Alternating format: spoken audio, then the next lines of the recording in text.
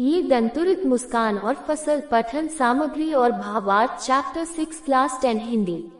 पाठ की रूपरेखा। ये दंतुरित मुस्कान कविता के अंतर्गत कवि ने एक छोटे बालक की मुस्कान का वर्णन किया है। बालक की मुस्कान को अमूल्य माना गया है। बालक की मनोहारी मुस्कान को देखकर उदासीन व्यक्ति के जीवन में भी रस भर जाता है। साथ ही कवि ने वात्सल्य भाव की भी अभिव्यक्ति कविता में की है। बच्चे की कोमल दंतुरित मुस्कान कठोर से कठोर हृदय को भी पिघला देती है। फसल। कविता में कवि ने अनेक तत्वों का उल्लेख किया है जिसके सहयोग से फसल का निर्माण होता है। कविता में फसल के निर्माण में किसान की भूमिका व उसके परिश्रम को रेखांकित करने के साथ ही साथ मिट्टी, जल, सूर्य, हवा आदि सभी के योगदान को भी बताया है। प्रकृति व मनुष्य के परस्पर सहयोग का ही परिणाम फसल है। कवि परिचय। प्रगतिवादी विचारधारा के प्रतिनिधि कवि नागार्जुन का वास्तविक नाम वैद्यनाथ मिश्र था। साहित्य के क्षेत्र में वे नागार्जुन के नाम से प्रसिद्ध हुए। उनका जन्म वर्ष 1911 में बिहार के दरभंगा जिले के सतलखा गांव में हुआ। उनकी प्रारंभिक शिक्षा संस्कृत पाठशाला में हुई। वर्ष 1936 में वे श्रीलंका जाकर बौद्ध धर्म में दीक्षित हो गए। वर्ष 1938 में वे स्वदेश लौट आए। नागार्जुन भुमक्कड़ और फक्कड़ स्वभाव के कारण प्रसिद्ध थे। नागार्जुन ने हिंदी और मैथिली भाषा में लेखन कार्य किया।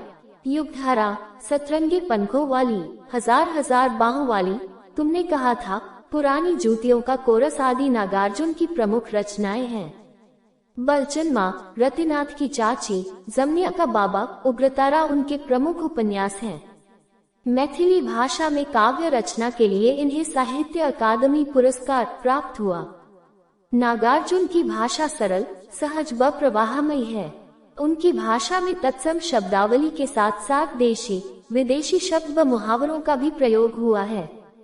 नागार्जुन का देहांत वर्ष 1998 में हुआ था। कविताओं का भावार्थ। ये दंतुरित मुस्कान। काव्यांश 1। तुम्हारी ये दंतुरित मुस्कान मृतक में भी डाल देगी जान। धूली धूसर तुम्हारे ये गात, छोड़कर तालाब मेरी झोपड़ी में खिल रहे जलजात। परस पाकर तुम्हारा ही प्राण, पिघलकर जल बन गया होगा कठिन पाषाण। च गया तुमसे कि झरने लग पड़े शेफालिका के फूल, बांस था कि बबूल। भावार्थ।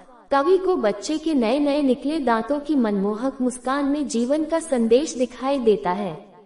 इसलिए वह कहता है कि हे बालक, तुम्हारे नए नए निकले दांतों की मनमोहक मुस्कान तो मरे हुए व्यक्ति में भी प्राणों का संचार कर देती है। अर्थात इस मुस्कान को देखकर तो जिंदगी से निराश और उदासीन लोगों के हृदय भी प्रसन्नता से खिल उठते हैं।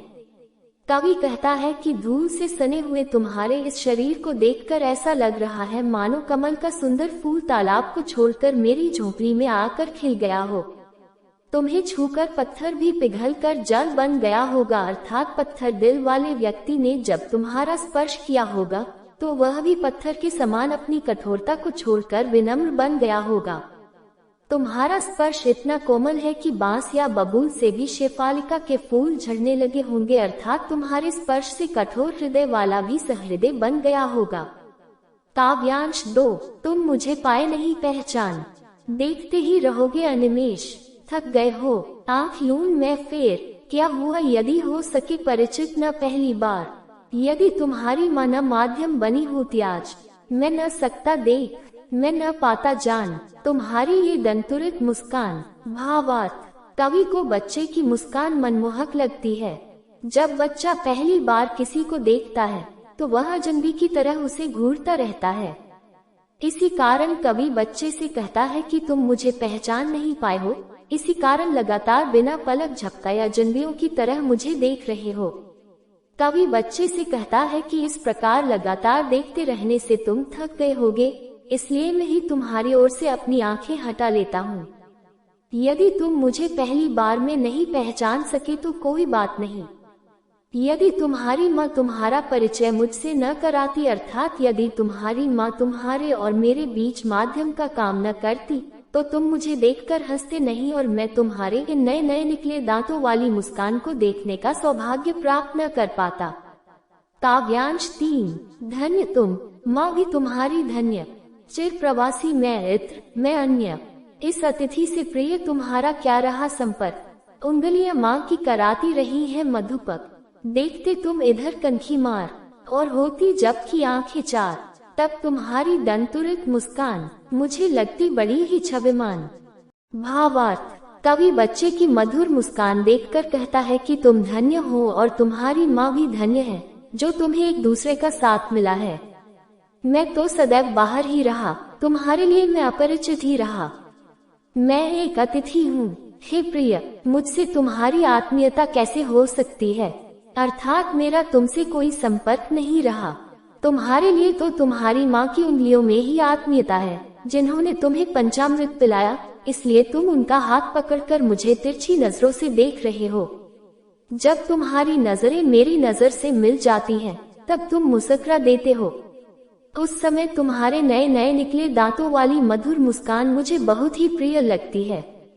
फसल। काव्यांश एक के नहीं, दो के नहीं।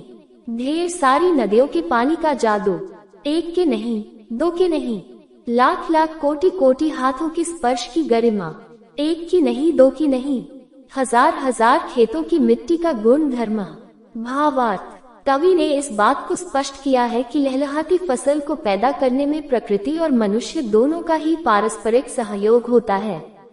इसलिए वह कहता है कि फसल को पैदा करने में केवल एक दो नदियां ही नहीं, अपितु अनेक नदियां अपना जल देकर उसकी सिंचाई करती हैं। उसमें केवल एक दो मनुष्यों का ही नहीं, अपितु लाखों करोड़ों मनुष्यों का परिश्रम मिलता है, और उसमें केवल एक दो खेतों का ही नहीं, अपितु हजार हजार खेतों की मिट्टी का गुण धर्म मिलता है। तब खेतों में लहलहाती फसल पैदा होती है।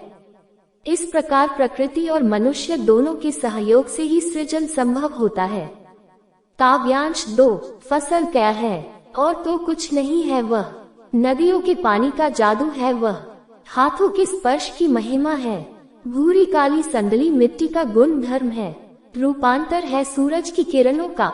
सिमटा हुआ संकोच है हवा की थिरकन का।